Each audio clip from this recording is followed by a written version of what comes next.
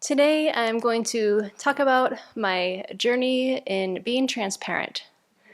And this is something Venerable Tarpa mentioned a few weeks ago as really being key to the harmony here and living harmoniously with others. And this is a really different way of expressing myself for me. I have been really habituated to either kind of being invisible and not feeling safe expressing my views and opinions, or just kind of blanketing things over with like, it's fine, no big deal, but really on the inside there's quite a lot of ruminating and resentment that grows. And I've also gotten a lot of experience in being kind of what I picture as like a hippopotamus or a rhinoceros, where I'm really just digging in my heels and so attached to my expectations and really getting what I want and having others do what I want them to do, that there's not a lot of room for caring what's going on with the other person. And so as I've learned about transparency, I see it as kind of the middle way between these two extremes. Because I don't exactly know what it is, but I know what it's not. And I am really trying to, first off, be transparent with myself. It's kind of where I've found the first step in trying to be able to express my needs and feelings for others. And I've been really grateful here at the Abbey how we've been studying nonviolent communication and trying to learn these tools of identifying what are my needs and what are my feelings. And doing that actually helps me understand what my own experience is more and how I can perhaps meet my own needs without being so reliant on the behaviors of others. And then there's also some of these other qualities that I've been thinking about that have helped me become more transparent.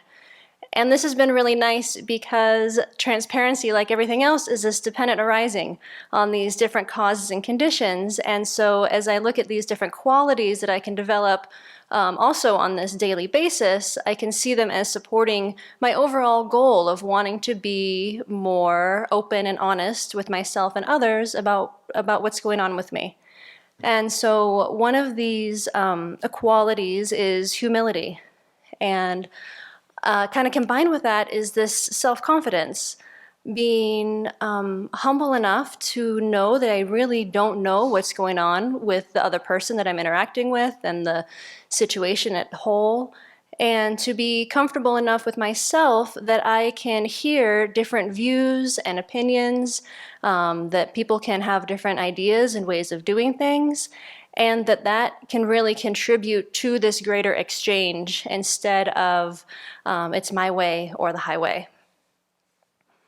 Another quality that I've been working with is developing the courage to get out of my comfort zone and to open up to actually expressing my feelings to others, or even expressing them to myself. These are different concepts, and a lot of my life, as far as I can remember, I don't really remember reflecting on feelings much as a child, but it's been really projecting kind of this image of who I think I am and trying to maintain that image in different situations. And so being more transparent kind of takes this quality of courage for me to acknowledge what's going on inside and create space to have some compassion for the other person as well, because they also have a unique experience. Consideration for others and integrity are also qualities that are supporting this process as I am engaging with others and wanting to be able to express myself in a way that honors that they are also a person with feelings and needs, and so that it's not just all about me and my universe, but that my actions and my words do have an impact on others and do impact the community as a whole. And so how can I bring that consideration for others into the way that I am expressing myself? And with integrity and acting within my in accord with my values that is encouraging me to, I say it's really complementary with being considerate of others, to want to connect with others and really value the relationship and the connection more than getting what I want when I want it. Although my mind can be quite confused sometimes, and I think getting what I want and accomplishing the task is the most important, but when I am connecting on this more heartfelt level, it's really having a connection with the person that I'm with is what's more important and is going to have much longer lasting impacts than whatever is right in front of me. Cultivating fortitude is a really adventurous practice in relationship to being transparent. And I see it as a way to maintain balance and a positive view of the other person, or not, maybe not a positive view, but a more balanced and realistic view of the other person, no matter how they're responding to me, especially if they're responding to me in a way that kind of contributes to me being kind of uncomfortable. Like if I'm not getting a positive response, as a people pleaser, I dig for positive responses and praise and a good reputation. And so if someone isn't reacting that way, it's my practice in fortitude that helps me stay balanced and not go to this like enemy image and, blame their responses on their bad qualities or blame their responses on totally my behavior that I did this to them. So cultivating fortitude to kind of stand in my own skin and not try and escape the situation as quick as I can, but be willing to, going back to that courage of just sticking with it and trying to stay calm. And I see ethics as this really big part of it, and we've been going over this in the teachings with Geshe Yeshe of how important ethics are on this path, and bringing it into being transparent. When I act in an ethical way, I have nothing to hide. And so if someone is also, like what Venerable Children was saying last night, if someone is being critical and pointing out some of my faults, I can evaluate that, knowing that I've been acting the best that I can. And if it's something that I really can work on and is they're pointing out something that maybe should be obvious to me but isn't, I can actually say thanks and work on that and take it as feedback. And if it's pointing out something that's really untrue and exaggerated, then I can see it in that way too, and there's no reason to get off balanced. And when my ethics are as good as I can do, and I know that I'm doing my best to be kind and speak truthfully,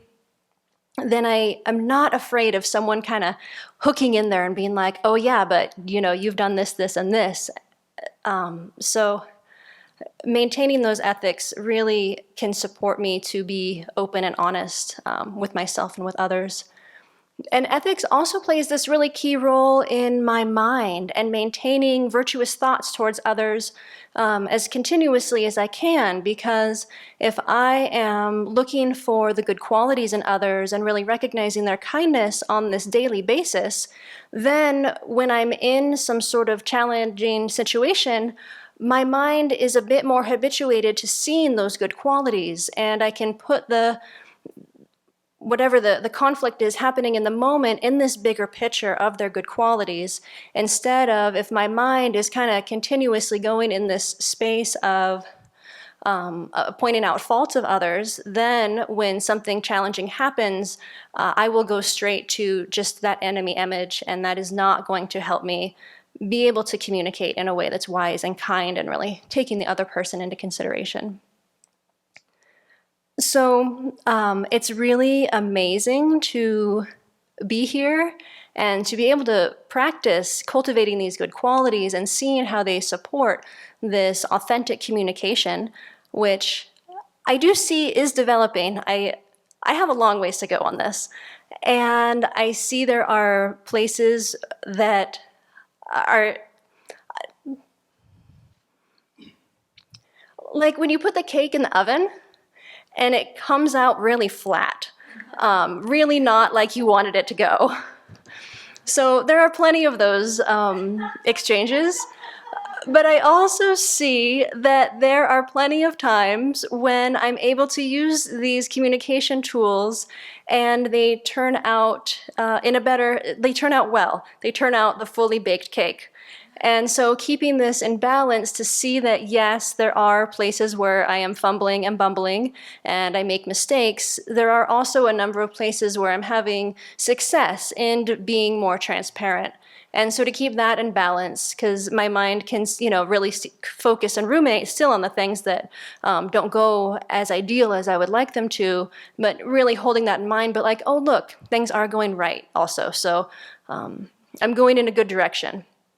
And it's nice to be here with other people who are modeling and open to this style of communication as well, because I see with everyone else that it really is a process. And it is a way that we are able to, stay more connected with each other and really honor this love and care that we have for each other, even though waves come up on the surface. And then hopefully extending that out to each and every being eventually, developing that same kind of consideration and awareness for their needs and feelings, along with the courage and the confidence to express my own, so that we can communicate in a way where we're actually listening and interacting with each other, where it's not just two people talking, but no one is hearing what is being said. So I hope that we can all continue in this practice and be gentle with each other as the fumbles and bumbles happen, and really rejoice when things go right and we can make these connections through difficult situations.